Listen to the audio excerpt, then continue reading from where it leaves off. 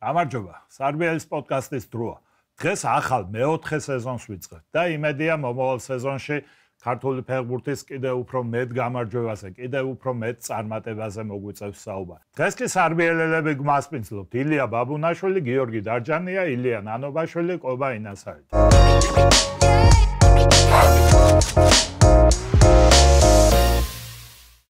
გამარჯობა ბიჭებო. გამარჯობა. როგორ ვართ? როგორ დავისვენეთ? ვინ დაგვასვენა? ვინ დაგვასვენა?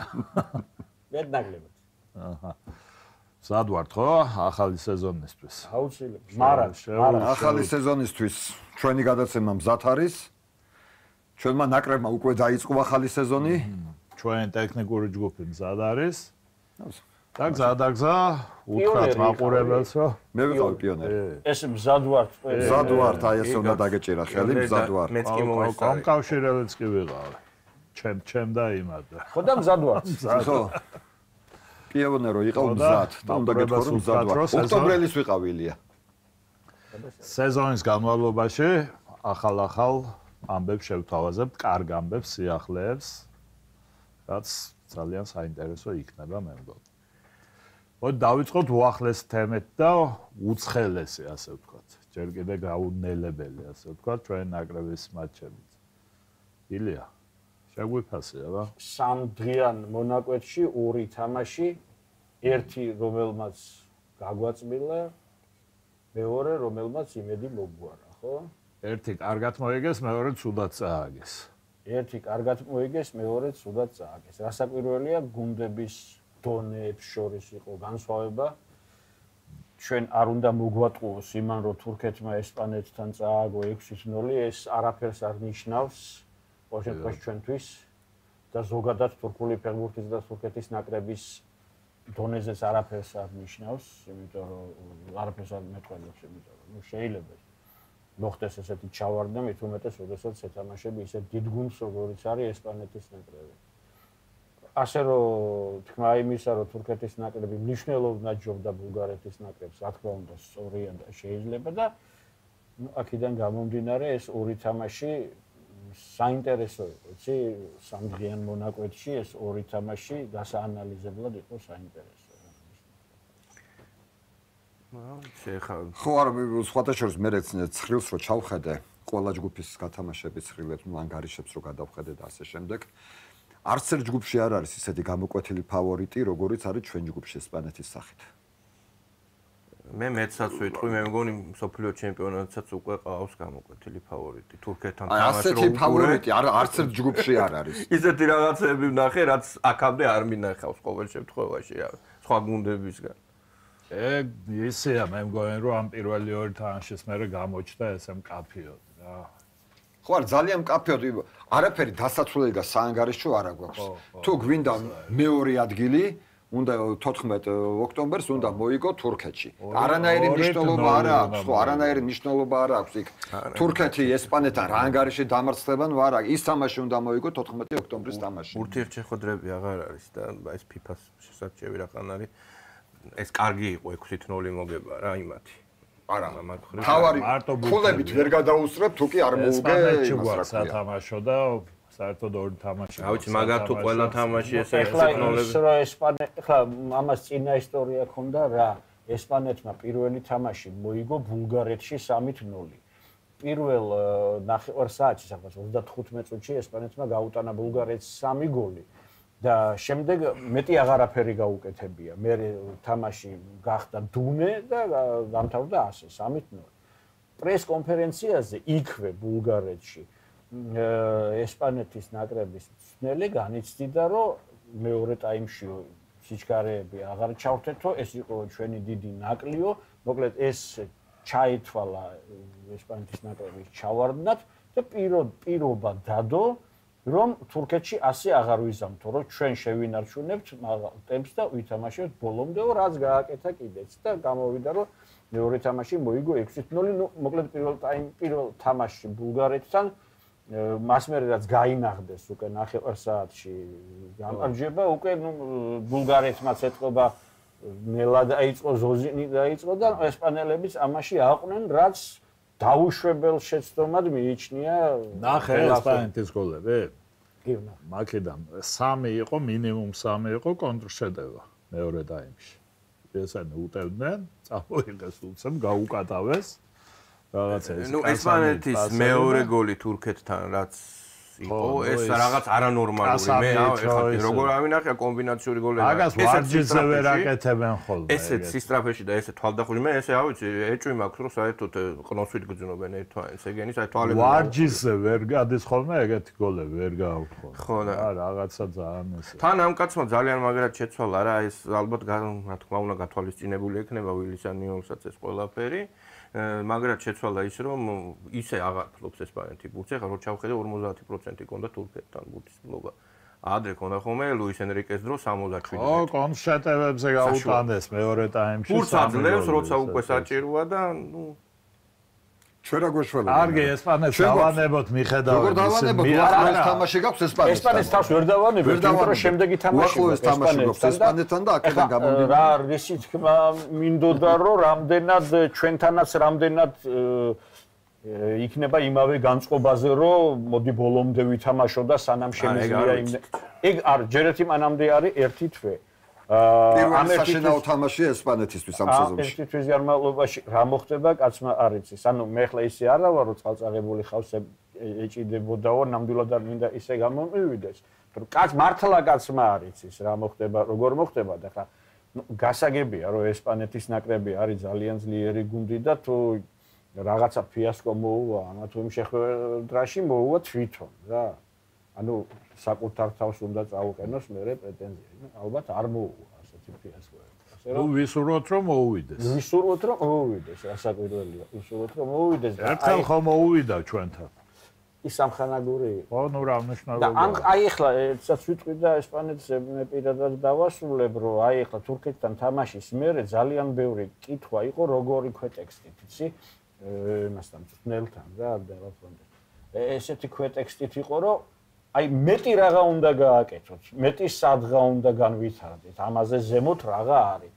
და მისი პასუხები იყო ისეთი, რომ რაღაცა ცოტა უნდა განვითარებისთვის უნდა მოვიფიქროთ, რაღაცა პატარ-პატარა მიზნები უნდა დავისახოთ და ძალიან გაუსვა ხაზი, რომ არ უნდა გავთამამდეთ, არ უნდა ამპარტავნები არ უნდა გავხდეთ, რომ ჩემი ფეხბურთელები არიან კარგი ადამიანები და მათ თავს არ გაუვათ და ასე მენტალურ ფაქტორებზე გაამახვილა რა ყურადღება რა.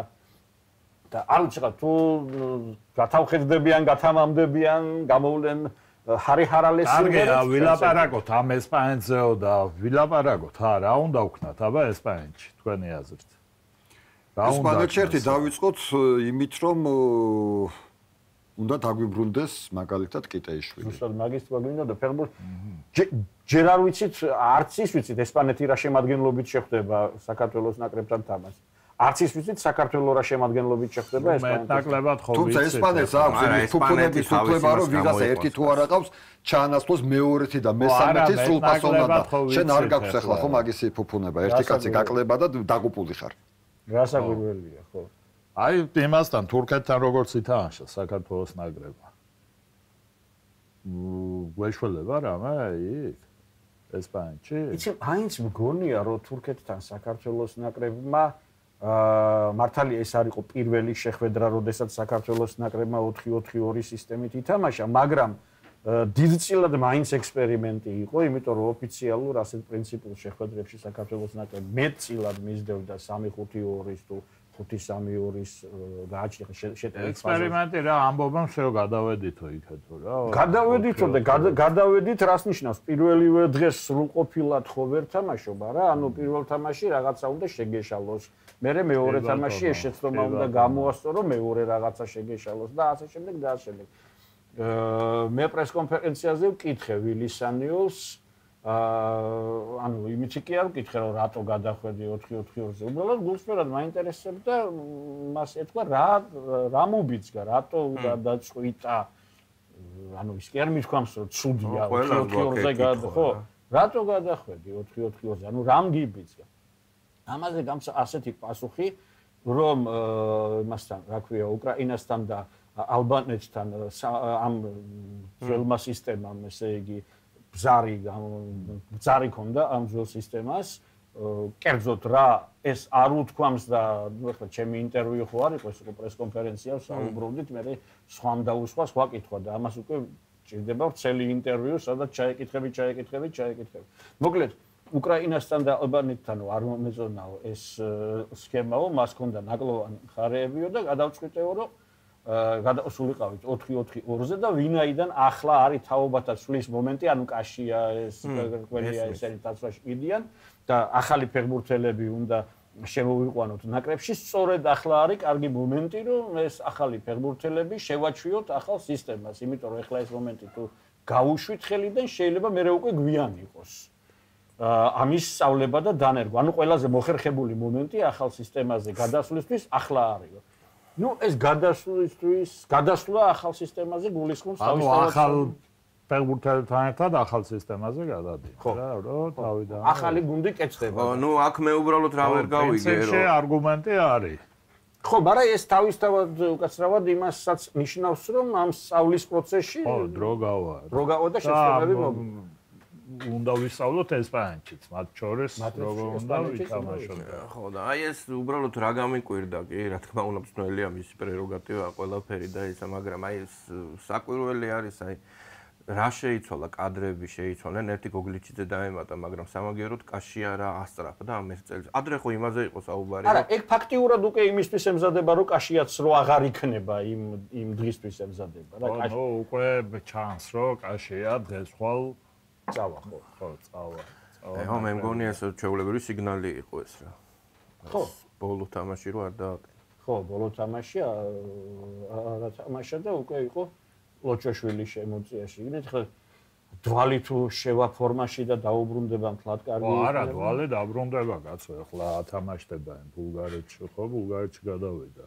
ხო, უბრალოდ მთელი ეს სამი თვე უთამაშებელი იყო, პრაქტიკა აკლდა და. აი ეს იყო სანიოლის პასუხი ჩემ კითხვაზე, რატო გადადიხარ 4-4-2-ზე. ანუ თლად ამომწურავად მე არ მომეცა საშუალება ჩავძიებოდი და მე თქვა რომ გავიგე რომ უკრაინასთან არ მოგეწონა ძველი სისტემა, მაგრამ კერძოდ რა არ მოგეწონა ის გამაგებინე. აი მაშინ ჩაძიების საშუალება, ნუ არ მომეცა. სწორია ილია შენი აზრით? აუ წარმოდგენა არა მაყობა, აი ნამდვილად ისეთი შეკითხვაა, რომელზედაც ერთი ვიცი რომ სანიული არის საკმაოდ პრინციპული, ესეთი ჯიუტი თავისნად ხომ. ჯიუტი კაცია სხვათა შორის, ძალიან ჯიუტია. რა კი გადაწყვიტა. ესე იგი ამას გადაწყვიტა იმას ნიშნავს, რომ მორჩა 4-4-2-ზე გადავედი და აღარ შეიცვლება ეგ სისტემა. დიდი ალბათობით. მაგას ნიშნავს. ხო. ეხლა მალტას ვეთანხმებთ, ესპანეთს თუ გერმანიას, არა, დიდი ალბათობით ხო. დიდი ალბათობით ხო. როგორც აქამდე ხო და აი ეგ არის, რა ვქვია. ნუ არაფერი კაცო. მეტოქეს არ უყურებს, არ გააჩნია მეტოქეს. ყველა არის ერთი და უნდა ვითანო, როგორც აქამდე იყო ეს. 3-5-2 ისე იქნება ალბათ 4-4-2. მე მგონია რომ ხო. სტრატეგიაც არ შეიცვლება, იმ დღეს მონტელას კითხეს თამაშის მერე რამეთი გააკვირვაო საქართველოს ნაკრება. არაფერმაო ზუსტად ის ფეხბურთი ნახე, რასაც ველოდებოდიო, ნახევარდაცვა უკან ჩაწეულიო და უკნიდან თამაში.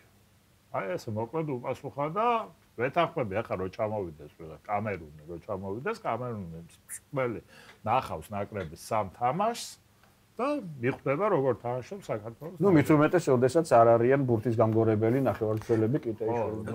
არა, რო ყოფილი იყვნენ ხომ აინც იგივე იქნება. ნუ ერთი ის იქნება და კიტეიშვილის ყოფნა, ნუ ბურთის თვალსაზრისით, დაჭერის თვალსაზრისით, ამოსვლის თვალსაზრისით, ნუ აქ მთავარი ამოსავალი წერტილი აქამდე 5-3-2-ის რა იყო, რომ მცველები ყავს, ცენტრალური მცველები შედარებით ნელები და ეს სამნი დააკომპენსირებენ ერთმანეთს და არ ვიცი ახლა რომელი ასტრაფდა იმის მერე ვერ ავხვდები რა. ხო, მაგრამ უყურეთ ამ აი მაგალითად აი კონკრეტულ თამაში თურქეთთან თქვათ, არ ყავდა კიტეიშვილი, რომელმაც უნდა დაიჭიროს ბურთი და ამ ბურთის დაჭერა თავისთავად ხო იმასაც ნიშნავს, რომ რაღაცა იმ უკანა მცველებმა უნდა ამოისუნთქონ ცოტა.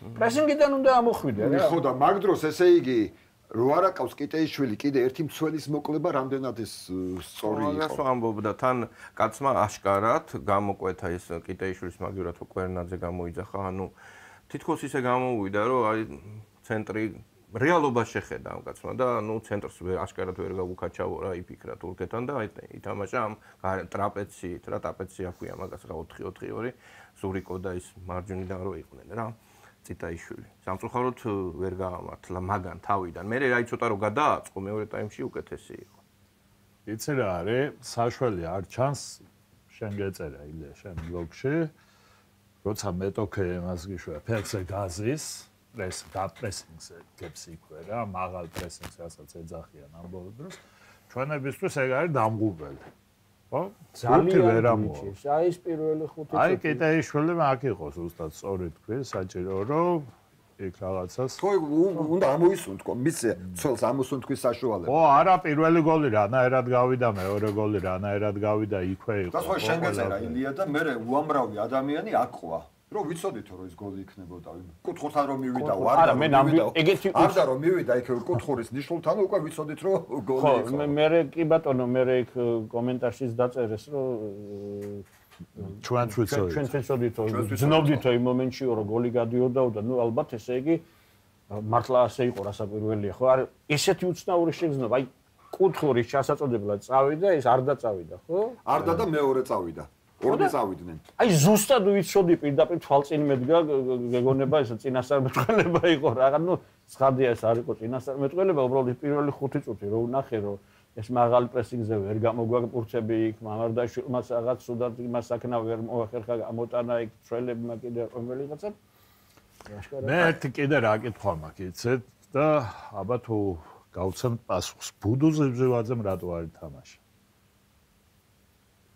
მაგას ეს თქვა არის ხო 10 კაციან მეტოქეს ეთამაშები ბოლო 15 წუთი იქ ხარ საჯარიმოდან ბურთი არ გამოდის ჭირდება ისეთ ფეხბურთელი ხო აი ფეხის შეყოფა რო იცის სადღაც რა აშვეთია რაც იყო ხო ბოლო ხო აი მიარტყი და შეაგდე თავით თამაშობს ჭიდაობს ხო აი მეტი რა რანაირი ფეხბურთელი ჭირდება თან ესა რა ქვია 4 შეცვლა რა პასუხი გასცა მაგ კითხვაზე იმავე პრესკონფერენციაზე სანიოლმა ეგ კითხეს და გასცა ასეთი პასუხი რომ ბოლო პერიოდში საქართველოს ნაკრებს ჰქონდა ეს კურაჟს რო ეძახიან არ ბოდიში რუსული სიტყვა თუ რა არის არ ვიცი არც ვიცი თავის თან დაიჭირა რა ეხლა მომენტუმს ეძახიან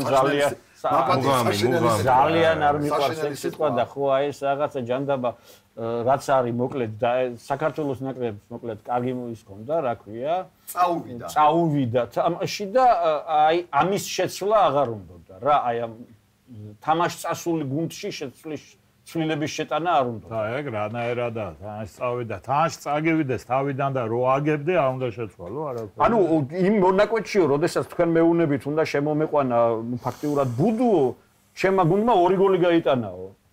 ხო, ანუ ის აქვს რა, არგუმენტი აქვს. უბრალოდ მე მგონია რომ ეს მაპატიეთ ის მეორე გოლი გაიტანა 90 + 8 წუთზე. და არა, იმ მომენტში არ გაუტანე ის გოლი 3-1 გახდა გაძევებამდე. ანუ 11-11-ზე იყო. ხო, და ის მეორე გოლი გავიდა 90 + 8-ზე, როცა თურქეთი უკვე რამდენი ხანი, 20 წუთი 20 მეტი მე მგონი კაცნაკლული იყო. ხო და რა ვიცი, ესე თავდამსხმელი გიზეს, აი იმ მომენტის თავდამსხმელი გიზეს. ხო, არა, ეს მართალია, ეხა სადაც რო ფეხი რო უნდა გაყოს და შეავიდე. ბუდუ ზივზივაძე უფრო ისეთია, ამ ასეთ დროს როცა უტე, უფრო სახიფათოა ვიდრე სიტყვაზე კონჩეტევაზე, როგორც ტრადიციულად თამაშობთ და იქ გულიაშვილი შემოიყვანა, ხო? გულიაშვილი შემოიყვანა. ნუ სამწუხაროდ გულიაშვილი. და გულიაშვილი იყო ერთადერთი თავდამსხმელი, ვინც ჩართო დაამატა იმ 4-დან. წარმოიდგინე. 3-0-ს აგებს გუნდი და ერთი თავდამსხმელი ეს ხნა. ნუ იქეთ აზაროვმა, აი ცოტა ეს. ხო, მაგრამ 2 გოლი გავიტანეო ოჯახის ის კაცი. 90 + 8-ზე გაიტანა. ერთი გაიტანა, ერთი, ანუ ერთი გაიტანა რეალურად. ეგ 3-1 იყო მაგას. თამაშის ბოლო მონაკვეთი 3-0-ის მერე ხო გაიტანა იმ კაცმა კი არა იმ გუნდმა 2 გოლი. თავდამსხმელი არ იყო ჩართული მაშინ.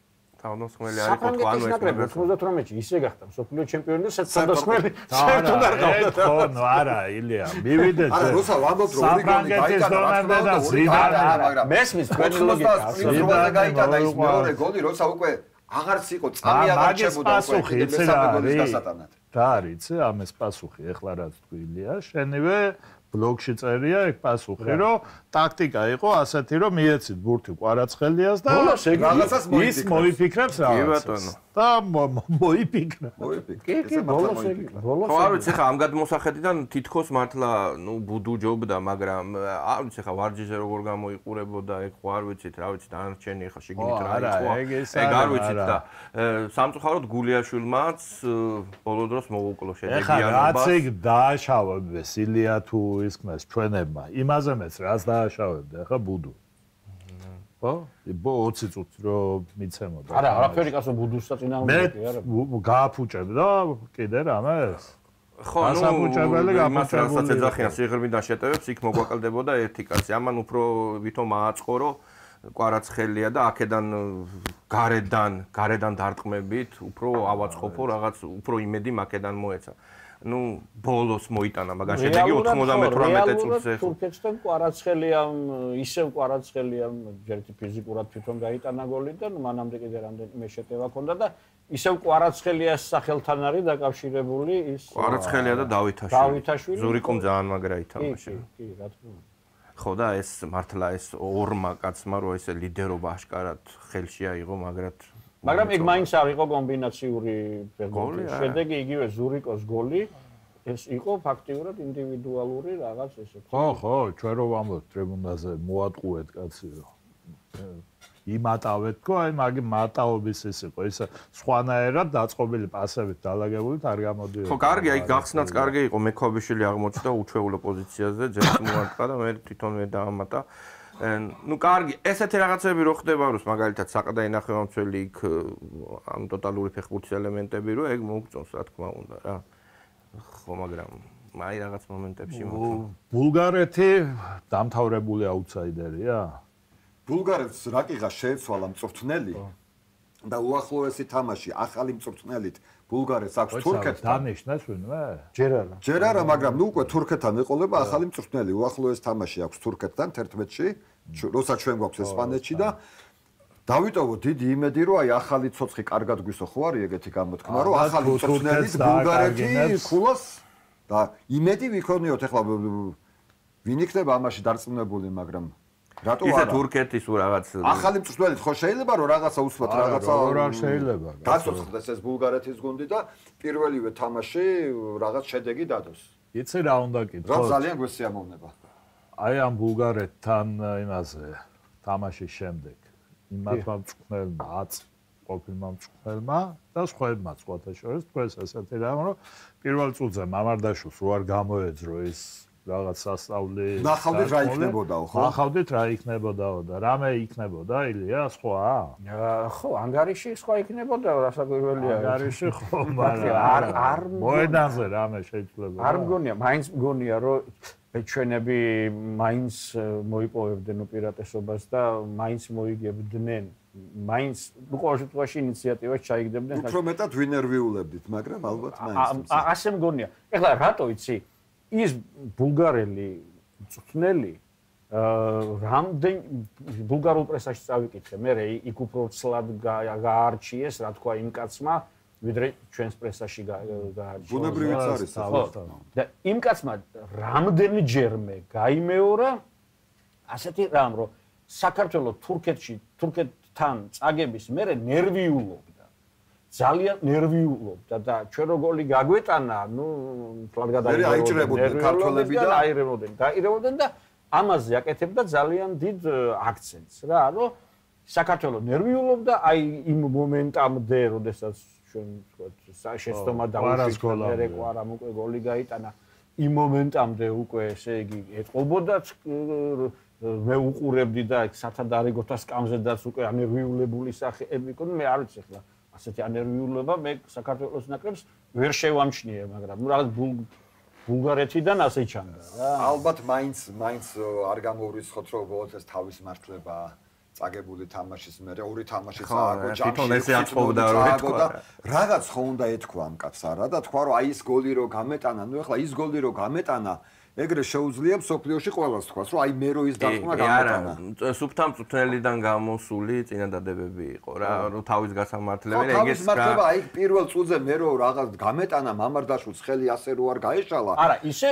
ეგ მამარდაშვილმაც აღნიშნა და სხვებმაც აღნიშნეს მამარდაშვილმაც თქვა ეგ რომ არ შეიძლება ყველა თამაში დაიწყო იმით რომ მოწინააღმდეგეებმა გიტყაპუნოს კარებში ესე და ორივე საშინელი დაწყება იყო თან აშკარად სწრაფ გოლზე გააკეთეს მაგათმა აქცენტი მაგრამ აი სადღაც მე-15 წუთიდან უკვე შეიქმნა რა ჩვენი უპირატესობა თვალსაჩინო გახდა თან აი რა ფეხბურთელის კლასი რა არის რა ესე პირველივე რაღაცა პატარა შეცნობა ცუდი პასი იქ ვერ შეინარჩუნეს და გამოიყენა ეგრევე ხვიჩა ანუ ზოგადად ლაპარაკი იმაზე რომ აი ეს დარტყმა რო გასულიყო ნუ არსად არ მიუყევართ ამ ლაპარაკს არა იმ ნაწილში ბულგარელები მართლები არიან რომ თვითონ ჩვენ დაუშვითო შეცდომებიო უფრო მაღალი კლასის გუნდი ამ შეცდომებს არ დაუშვებს და შესაბამისად მეორე გუნდი ვერ ისარგებლებს კი ბატონო ო იმ პირველ გოლზე რა აქნეს იმ და მეორეზე მართლა ისე ხო მაგრამ პრინციპში ჩვენებმა რა აქნეს იმასთან რა ვქვია თურქეთთან ჩვენებმა 3 გოლი ესე მიაჩუქეს კი ლანგრეთ მიართვეს სრული ამ სიტყვაში აჩუქეს ხო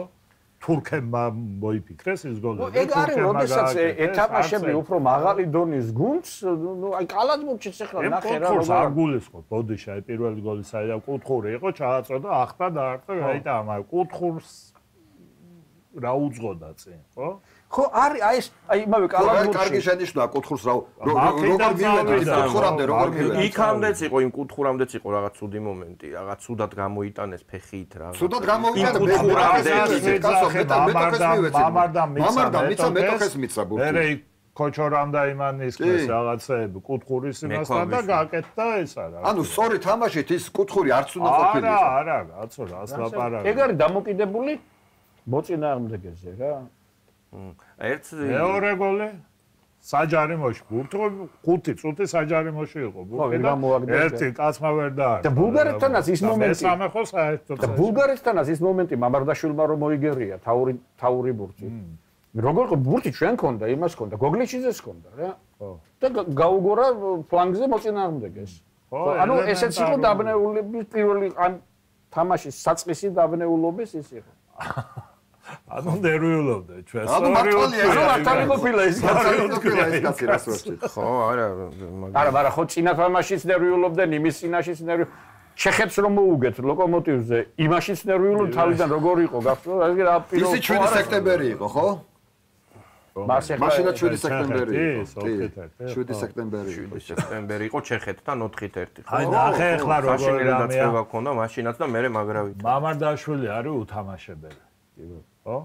ვარა ამ თამაშებამდე იმ ლიგის ფინალის მერე ეს არის, ნუ აი ისეთი არ არის ლიგის ფინალის მერე. ესპანეთთან ნუ კვარაკაი დაიწყებს თამაშს რა, ახლა მით უმეტეს ეს დემბელე და რა. ნახევარი გუნდი დაიპყრე პარის სენ-ჟერმენის არიან ერთი თვე, ეს არის ნუ კვარაზე გარანტირებულად შემადგენლობაში ნერვიულო რა, ისაც ხო არ გვაქვს, მაგრამ აი მამარდას რა მოუხერხოთ.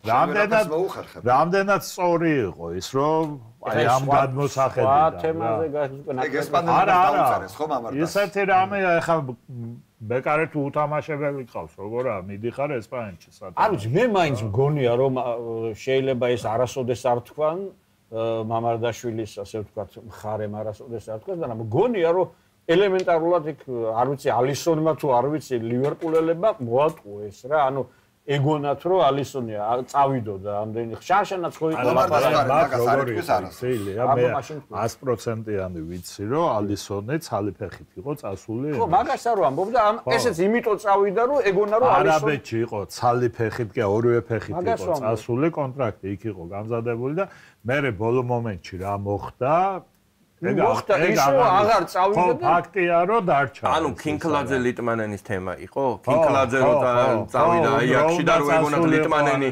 რომაში იყო ცალი ფეხით აღარ გადავიდა მაგაზე ნუ იქ მაინც კინკლაძე ხო ისქნა რა ვქვია სადღაც ათამაშეს მაგრამ ხო თამაშობდა იმავე იგივე ლაპარაკია ახლა კარში ერთი ადგილია არა თან კარში აი ყველანი დამეთახმებით მეკარის უთამაშებლობა გაცილებით მტკივნეულია ვიდრე შემტევის უთამაშებლობა. მეკარეს რო პრაქტიკა აკლია, ეს უკვე ვინც ახლა ფეხბურთივია, ნათამაშები აქვს და ელემენტარული რაღაც ისა ყველა მიცის ეგა რომ რაღაც სიახლეს არ ვამოწრა. ხო და ძალიან რთული, აი ცუდ მდგომარეობაში შევხვდით. მე თუ მკითხავთ ჟორჟის ვილიარეალში გადასვლის თემაც რაღაც ცოტა ცუდ დროს დაემთხვა. ამდენი ტრენერი ისა თან რაღაც აი გრძნობიარე ადამიანი თუ ხარ, რაღაცა და ჟორჟი ეგეთია, რაღაც გული დაწყდა რაღაცნაირად მილიონიდან როცა გატეხილში იყო რა და მე მგონია რომ რაღაც თამაშიცაც ცოტა დაეტყო რა. ტონუსიდან იყო ამოვარდნილი, მართალია. და 2+ კიდე ესეთი კაცი ახლა რას ამოვე, მთავარი შემოქმედი, ну მაინც მეპასე, მთავარი მეპასე და პლუს მთავარი ამომტანი. ბურთის და ეხა კარგით რა. ანუ ესპანეთი მომდევნო ოქტომბრის თამაშებისთვის თუ არ ჩავთვლით მამარდას უთამაშებლობას, სხვა მხრივ რაღაცეები გამოსწორებული უნდა იყოს, ხო, მაგ თვალსაზრისით. კი ბატონო, სამწუხაროდ მე როგორც ვიცი, ჩაკვეტაძე უფრო დიდი შანსია რომ არ იყოს. რა უიღბლო ბიჭია, კაცო, სულ ძალიან ხშირად არის დაშავებული, გახსოვთ ადრე. ფეხის თითი გაუმიზესდა და რაღაც აი კიდე ძალიან ცუდი რაღაცა ბუც ვერ ჩაიწმევს ესიერად თუ რაღაც ის დისკომფორტი და კიტეიშვილი კარგია რომ დაგვიბრუნდება. მეტი ველით საქართველოს ნაკრებისგან კიდე რამეს? რა თურქეთში მე თამაში თუ რას გურა? ხო, ნუ აგერ ესპანეთი მოდის მე ბულგარეთში. მარტო ჩვენ იცი რა არის ესე თეორიულად და დავარცხნილად. აი ახლა გამოჩნდება პრინციპში ყველაფერი. ესე დავარცხნილად ყველაფერი თუ იმის რეიტინგის მიხედვით თამაში და მე თურქეთში იქიდან 3 დღეში რა. ხო, მაგრამ ფეხბურთი ფეხბურთი არა, იმითი ხო არ ხდება. ბოდიში ვიხდი, ეშლებათ ხოლმე. იზმირი არა, იზმირი დიდი ქალაქია. იზმითი. და სად არის? ეს არის უყურეთ, აი გოგჩენის აეროპორტი ხო არის? აი ეს არის გოგჩენის აეროპორტი. ეს არის სტამბული, აი ეს არის იზმითი. ანუ აქეთ უწახვალ სტამბულში მიხვალ, აქეთ უწახვალ იზმითში. ანუ გოგჩენთან ანუ რუსთავია რა, საკმაოდ ახლოს არის. 1 საათის გზაა დაახლოებით, ახლა აეროპორტიდან 1 საათის არაფერი არის, საკმაოდ რუსთავის ვარიანტი. ხო, აი ესეთი ვარიანტია, ის იზმითი და გოგჩენის აეროპორტი. და ესპანეთშია. ესპანეთში თამაში არის ელჩეში. ელჩე არის აი ეს რო ჩამოყვე ვალენსია, მერე ქვევით ალიკანტე და ალიკანტესთან ძალიან ახლოს არის ეს ელჩე. ელჩეს თვითონ ის აეროპორტი არ აქვს, ანუ უნდა ჩახვიდე. ხო და იმის თქვა მინდა მოკლედ რომ ეხლა ყველაფერი ფეხბურთი იმიტომ არის ფეხბურთი და იმიტომ არის კარგი რომ ყველაფერი ისი არ ხდება, რომ უფრო სახელოვანი გუნდი აუცილებლად უგებს ნაკლებად სახელოვან გუნდს და რეიტინგის პირველი ადგილი აუცილებლად უგებს მეორეს, ის აუცილებლად უგებს მესამეს. ეხლა ყველაფერი დამოკიდებული არის რა მოხდება, ვინ ვისთან როდის გააფრენს, ვის რა შეემთხვევა. ჩვენ ჯგუფში არ ამგონია ვინმე. ესპანეთი ალბათ არ გააფრენს, მაგრამ გააფრენა იმ თურქეთმა, აბა ეხლა 6-0 უნდა წააგო იმასთან, რა ქვია. არა, გააფრენა თუ არის, გააფრენა სამშაბათს გააფრენა იმან. ნორვეგიამ და მოლდოვამ. ნორვეგიამ და მოლდოვამ გააფრინეს კი ბატონო. 5 გოლი ხო? 5 გოლი და. ნახე რა ხდება. 5 მარტო ჰოლანდმა გაიგო. 4 მეორემ და 11. უნგრეთმა სალვადორს რომ მოუგო 82-ში, რამდენი 10-1 მოუგო, ხო? ეგ არის ერთადერთი უკრაინა ეგ ჩავიდა აზერბაიჯანში სარიელ აი მის ტოფინ ბახრამოვის სახელობის სტადიონზე ის ძველი ბაქოს სტადიონი რაც არის ნეჩი სადაც თამაშობდა. სარიელი იყო, კაცი გამიკვირდა, აზერბაიჯანელი შემატკივარი არ იყო, ვერ მოუგო აზერბაიჯანის ნაკრებს, რომელიც ფაქტიურად თავს იცავდა. და სხვათა შორის უყურე მანდაც აი რა მოხდა პირველი თამაში იყო ახალი მწვრთნელის. ის პორტუგალია რო გააგდეს. ახალგაზრდული ნაკრების მწვრთნელი იყო ის აზერბაიჯანი რო გააგდეს. აზერბაიჯანი. ხო, აზერბაიჯანმა გააგდო ის ტიპი, რომელმაც 11 თამაშიდან 9 წააგო და უბედურება ჭირდა და ეს იყო ევროპის ჩემპიონია. ვიცი ხო? ხო, ტიპი ეძახდა ევროპის. ის არის ყველაფერი მოგებული აქ და აზერბაიჯანში ნუ არ ვიცი, აი ყველაფერი წააგო თუ კი რამის წაგება შეიძლებოდა და პირველი თამაში იყო, ანუ წეგა რო ვახსენე რომ ეგ ბულგარეთმა ახალი მწვრთნელი თურქეთთან რაღაცას მიაღწიოს. აი ზუსტად ეგ მაგალითია, აზერბაიჯანმა ახალი მწვრთნელი თაგერ იმას დაითამაშა. სომხეთში ჩავიდა ისა, ირლანდია ჩავიდა სომხეთში. კი ბატონო.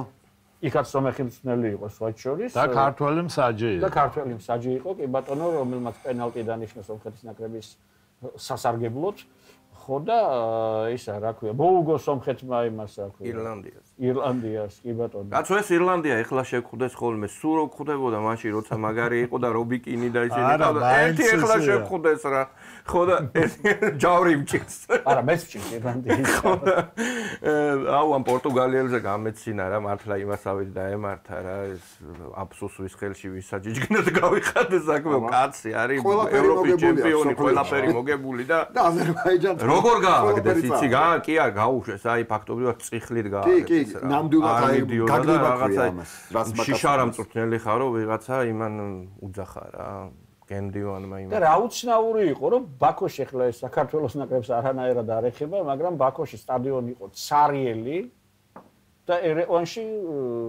ნუ ეს კადრი გაცილებით საცილო იცი რა ახლა უცებ დამარტყა საქართველოს აზერბაიჯანი ოფიციალური აქვს ნათამაში ოფიციალური თამაში არა მგონი არა ამხანაგურები აქვს და როდის ეგეც და ამხანაგურები ბევრია არა აქვს ამხანაგურები და ნამყოფი ვარ კი თელავში გურჯაანში ეს იყო გიორგი ქინკლაძის პირველი თამაში საქართველოს და ეს არის ხო ბადრი რო თამაშობდა ხო 6-3 1-1 მახსოვს ბოლოს 1-1 იყო კიდე ხო ოფიციალური არ გვაქვს 2007 ტოპ მიოლერის დროს იმის მერე არ მახსოვს ის გურჯაანში იყო გიორგი ქინკლაძის პირველი თამაში საქართველოს ნაკრების შემადგენლობაში გიგა ცხონებული ნორაკიძე იყო საქართველოს ნაკრების მწვრთნელი და გახდით იმ თამაშზე შეგაქვია ერთხელ წავაგეთ როგორც მახსოვს და მახსოვს მე თქვენ ერთად წამოხვედით შენ და ბატონი გიგა მანქანით კი რაღაც ეგეთი ისტორია მახსოვს ის მანქანით წამოვიყვანეთ ბატონი გიგა რომელიც თამაშის მერე ისე დარჩა იმას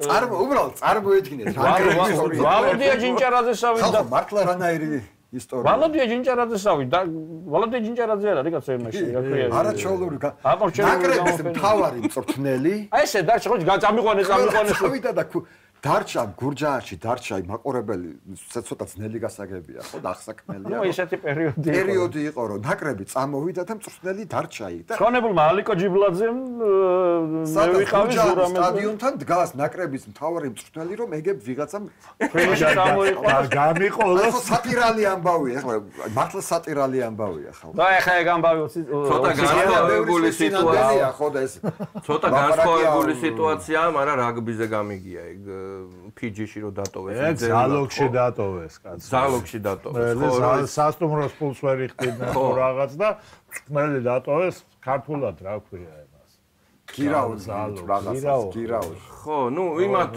ძევლად თავდებში დატოვეს თურმე იმ ფიჯიში ნუ წინა წელს მიუღიათ კანონი ნუ ადამიანი არ უნდა შეჭამო რა გადარჩა ხო გადარჩენილია წინა წელს გურჯლა დატოვეს თუ კარგად არა მოდებაძე ხო რო ეძახოდნენ მოდებაძე ხო და აქ ეთყობა ყველას ეგონა რომ ის ჩაისვამს ის წამოვა ავტობუსით წამოვა და პირდაპირ გაგებით მოხდა ვალოდია ჯიჭარაძის ისტორია წარმოებია რა იქ სასტუმროს ფული ვერ გადაიხადეს და კაი ეს კაცი დაიტოვა თუაკო ჩვენში რაღაცას მიჩარიჭებთო და ესო და აქ გიგანორა თან ამხელა გიგანორა კიდე ის ხო არა მართლა რა და დარჩა იქ და ესა გამიყოლეთ თბილისამდეო ესა რა არა ჩვენ ხო ალიკო და ილია ბაბუნაშვილმა გამოიყოლა ილია ბაბუნაშვილი არა ალიკო ჯიბლაძე კი მე მამუკა კვარაცხელია და მე მოწვება რომ არც ერთ სიტყვას არ ვიტყუები ზურა მეძველია ცხონებული ალიკო და პატარა მიკროავტობუსი იყო რა და იმისი მძღოლი ნუ ვინც საჭეს იბერვიზიის მძღოლი ვინც იყო რა რამდენი რაღაცა აქვს ამ ქვეყანას გამოვლელი ხალხო ნუ ეს არის მაგრამ აზერბაიჯანზე რატო გადავედით არა ეს რაღაცა უცნაური შედეგები რო იყო ბოლო პერიოდში 11-1 იქ უკრაინამ აზერბაიჯანში ვერ მოიგო რაღაცები ამასობაში იტალია კიდევ ძალიან უცნაური ანგარიში იყო იტალიის თამაში იმასთან აქვია ორი მსოფლიო ჩემპიონატი გამოტოვა და ცოტა მძიმეთაა კაკაც საქმე. კაი შეიძლება. დაწუნებული ხარ ახლა რო გავა? ხო და აი მაგას მაგიტო წამოვიწყე საუბარი რომ ნუ დიდი ალბათობით გავა მეორე ადგილზე, მაგრამ ნორვეგია ორი მეტოქე უნდა გააგდოს რომ გავიდეს. ნორვეგია დააფრინავს, ხო?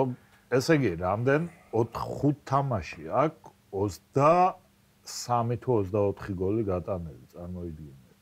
ნორვეგია. საერთოდ ხო მაგ ჯგუფში რა ხდება?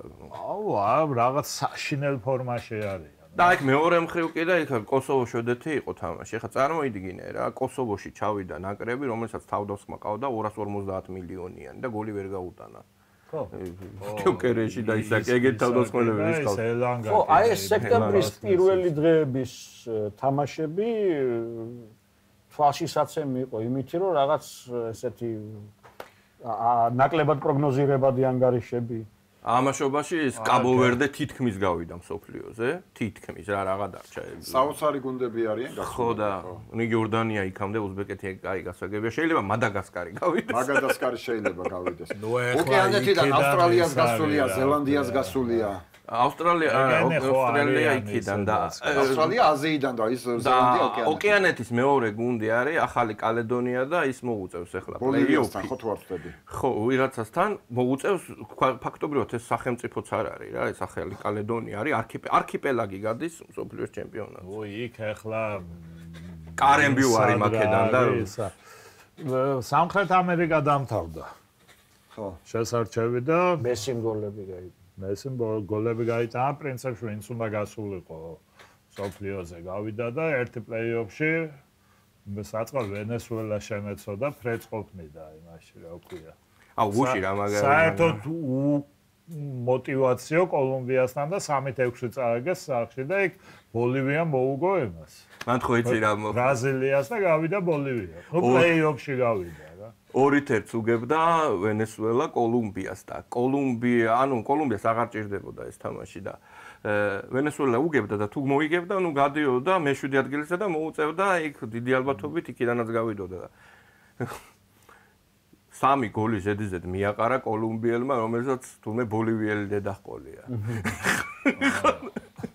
რამდენი წელია მაგ სამხრეთ ამერიკიდან გულშემატკივრობ პერუს გასვლას მსოფლიოს ჩემპიონატზე. მაისურები ხო? 82-ში პირველად რო ვნახე, ჩემი პირველი მსოფლიოს ჩემპიონატი მაგვარი რაც ნანახი მაქვს, ბავშვი ვიყავი და იმდენად მომეწონა პერუს აი ეს მაისური იმის მერე 82 წლის მერე გულშემატკივრობ პერუს გასვლას. მოგებას და იმას არა, რა თქმა უნდა, ახლა უბრალოდ მინდა რომ აი ამ ფორმიანი გუნდი ვნახო რუსეთში იყვნენ ჩემპიონი. და რაკი ფორმებზე ჩამოვარდა, ნება მომეცით ცრუმორწმუნე ხალხს უთხრა რომ შავი ფორმა არ ნიშნავს მაინც და მაინც აგებას საქართველოს ნაკრებმა შავი ფორმით შესანიშნავად მოუგო ბულგარეთის ნაკრებს 3-0 და თუ გავიხსენებთ მადრიდის რეალს რაული მორიანტესის დროინდელი შავ ფორმიანი როგორ ტეკარო ეწერა წინ არაჩვეულებრივი ძლიერი გუნდი იყო ასე რომ შავი ფორმის არ შეგვეშინდეს ეგ ზელანდიის ნაკრები რაგბიში არა და ჩემი გემოვნებით ყველაზე ლამაზი და ძალიან ლამაზი ფორმა ანუ არა მე მგონი წინაზეც მოვიგეთ ეგ და კვიპროსში 2-1 მოვიგეთ რა შვაშია შავი ფორმა მაგრამ ზელანდია ყველაფერს და ის ნაკრება სერიოზულად მომისმენია რომ თარსია და არ შეიძლება ეს არაჩვეულებრივი ლამაზი ფორმაა და ეგერ ვიგებთ შემდეგ. ხო იცი მაგაზე ფორმებზე გამახსენდა მილანში იყო ფანების ის გამოსვლა თეთრი ფორმაო მაინც და მაინც არ გვიხდებაო და მილანს 7 ჩემპიონთა თასი ხო აქვს და აქედან 6 ფინალი მოგებული აქვს თეთრით. მეორე ფორმით რა. არის. და რა გამახსენდა რომ ამ ბულგარეთთან ყველა თამაში დიდი ანგარიში თავდება რაღაც ისე აეწყო. ხან ვაგებთ, ხან ვიგებთ. ბოლო პერიოდში არა. 8 თამაში გვაქვს ნამდვილად. თუ არ აუ ისინი აღარ გამახსენდა. 5 თამაში არის, 6-2-ები, 4-1-ები. ეხლა 3-0. და ოთარ კაკაბაძე, რომელიც ამ შეხვედრაში ცოტა ხნის განმავლობაში რა გოლის მოწმენი ხდებოდით, რომ გაეტანა იქ მაგარი. ის გაიგო. ამ შეხვედრაში ცოტა ხნის განმავლობაში იყო კაპიტანი. ბულგარეთში რო წავაგეთ 4-1 მე მგონი, იქაც იყო კაპიტანი იმ შეხვედრაში. ხო, ესეც ისეთი იშვიათი მოვლენაა, რომ სამი ფეხბურთელი იყო კაპიტანი. აი კაპიტანობის თემას შევეხოთ, აბა კვარა იყო კაპიტანი. ნუ კვარა იყო 22-ვე კაპიტანი, ლაშა გოდუაძეს აქ ეგ დათვლილი, 22-ვე კაპიტანი ქართული საქართველოს ნაკრების ისტორიაში. მაგრამ ლაპარაკი არის იმ კაპიტნებზე, რომლებიც გასახდელიდან გამოუძღნენ გუნდს და არა იმათზე, რომლებიც ის რამდენი იყო არ ვიცი. ისიც არ ვიცი, რამდენად დათვლადია ეს შეიძლება ამის დათვლა. ნუ ხა ლიბანში და იმაში. ნუ ყოველ შემთხვევაში მაშინ ზივზივაძეც არა თვითონ აი კვარა როგორც საკაპიტნე ტიპაჟი რა, მაგაზე ვისაუბროთ აბა რამდენად თუ რა ვიცი, არა. ჩემთვის ჩემი აზრით არა, ამ შემთხვევაში მაგ როგორც ხიზანამ თქვა იმ ამაჩევს პრესკონფერენციაზე, ვიცე-კაპიტნები არიანო კვარაო, კაკაბაძეო და კიტეიშვილი. ხო, მაგრამ თავარი კაპიტანი აქ არის კიტე. ხო. ანუ კაშიას მერე ხო. კაპიტანი არის კიტე. ხო, იმიტომ რომ სომხეთში ხო კი, ამ თამაშზე კვარაცხელია, იმიტომ იყო კაპიტანი, რომ არ იყო კიტე. ხო, მაგრამ რატო არ იყო კაკაბაძე? ეგეც ძალიან კარგი კითხვაა, რატო არ იყო კაკაბაძე? სტაჟით კაკაბაძეს ეკუთვნოდა, ხო? 75 თამაში აქვს ადამიანს ნაკრებში და შეუცვლელი მარჯვენა მცველი არის უკვე რამდენი წლის განმავლობაში. არა, ნუ ყვარას კაპიტნობაზე რა უნდა ითქვას, რომ ლიდერია ყველანაირი. ლიდერია ბუნებრივად. ხიზანიშვილმა სწორი გუნდის ლიდერი, გუნდის კაპიტანი არის ლიდერი, ხო? ეს ეკეთება თუ არაო, ეგ მაინც ყველა თამაში ჯიგანტებს ბოლომდეოდა ეხლა. არა აქვსო განსხვავება. ხო, თუმცა ის არის ფაქტია, რომ კიტეიშვილია ნაკრების ნამდვილი კაპიტანი კაშიას მერე. აბსოლუტურად კაკაბაძეც ძალიან იმსახურებს. აბსოლუტურად კი. კაპიტნობას აბსოლუტურად. აუ რა გული დამწყდა ეს რომ აუღო. 10 როში და ხო, აქედან რო შევიდა და პირველ გოლთან რა ახლოს ვიყავით კაკაბაძე. არა უშავ ეგ ციფრია თორე. სამაგიეროდ კაკაბაძის დიდი დამსახურებაა ესპანეთთან რო ვიგებდით იქ რო ჩააწოდა. ეგ ეუბნებით რომ ყველაზე სტაბილური ფეხბურთელი საქართველოს ნაკრებში არის კაკაბაძე. მე მგონი ახლა პირველად იყო რომ ორჯერ ზედიზედ რამდენი ხანია ეს ადამიანი რომელმაც ხაჭურის კარიერა დაიწყო მარცხა კვარაცხელიას პოზიციიდან, მარცხენა თავდამსხმელი იყო, როდესაც ატარება ახალგაზრდობაში კარიერას იწყებდა და აი ახლა მოკლედ მარჯვენა მცველია შეუცვლელი. და სხვათაშორის ბომბარდირის რეკორდსაც ორი კაცი უახლოვდება თანდათან. ხო, ნუ ეგ ყოველი თამაშის მერე უახლოვდებიან და 5 გოლი დარჩა. არა მგონი ამ შესარჩევში ისკნას რა ქვია. ხო. მოხდეს ეგ. თუმცა მე ალბათ 2026 წელს არ გადაცდება. ხო, არა 26 წელს. თუმცა თვითონ ის ფაქტი რომ რამდენი წელია შოთის რეკორდი არის, 20 წელი ხო არის უკვე. ძალიან დიდი ხანია. მე მეტი თუ არა. 20 და მეტიც არის. 20 და მეტი წელია, რაც შოთის რეკორდს მოხსნა კი არა, ვერც კი მიუახლოვდა ვერავინ. შოთა არველაძემ გაიტანა შოტლანდიაში, ხო? 2007-ში, ხო. შოტლანდიაში და ბოლო თამაში წელი. 7-6 იყო ტოპ მეოლერი. ერთის თქვა რომ ეხლა მეტი თამაშები აქვს. რო არ აღნიშნა. მეტი თამაშები აქვს ნაკრებს, ეგ კარგია კი. 1-1 რო ხო, გახადა დემეტრაძემ რო პაცებია და ჩააწოდა. და ბოლო თამაშიც ეგ იყო და გოლიც ეგ იყო.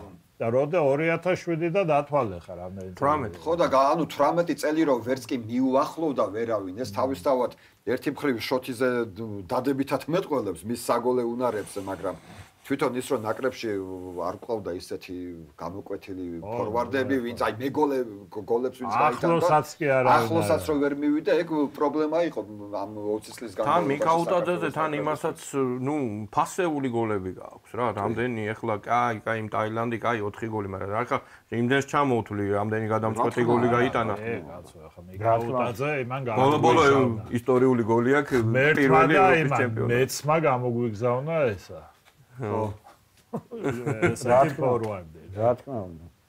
ხო და ესეთი ფეხბურთელი. გავედით მე მგონი ბოლოში პირველი გადაცემისთვის გასახურებლად მე მგონი საკმაოდ კარგი საუბარი გამოგვივიდა, საინტერესო. იმედია ჩვენს მაყურებელსაც მოეწონება და შეუდგეთ ნელ-ნელა საქმეს და იმედია სულ კარგი ამბებზე ლაპარაკი მოგვიწევს. ძალიან ისეთი ცხელი შემოდგომა გველოდება, ცალკე ნაკრების თამაშები. არ დაგვავიწყდეს სარბიელის ყოველწლიური დაჯილდოებაც. კი ბატონო, რომელიც აი მოგვიახლოვდა პრიზის გადაცემის მომენტი. იქამდე 22 სექტემბერს არის ძალიან საინტერესო ფრანს ფუტბოლის შედეგები გვეცოდინება და საინტერესოა კვარაცხელია. მოდი ჩვენ რომელ ნომრად ექნება ამ საბოლოო ჩამონათვალში. მაყურებელს უთხრათ ისიც, რომ ტრადიციულად სარბიელის წარმომადგენელი მიიღებს მონაწილეობას ამჯერად ვახტანგ გზეკაძე ჩვენიც ბადამეგობარი მას უკვე გაგზავნილი აქვს თავისი ხმა ფრანს ფუტბოლის რედაქციაში და დაველოდოთ გამოცხადებას. აუ მაგრამ აინტერესებს რა. მე მგონი აი ბოლო წლებში ყველაზე რთული ის არის გამოსაცნობი წელს ოქროს ვინ მოიგებს. ჩვენთვის კი მარტივია, მაგრამ ზოგადად ის. მე მგონია რომ პარიზიდან იქნება ვინმე, არ ვიცი. რა თქმა უნდა. მადლობა და მადლობა კობა. მადლობა.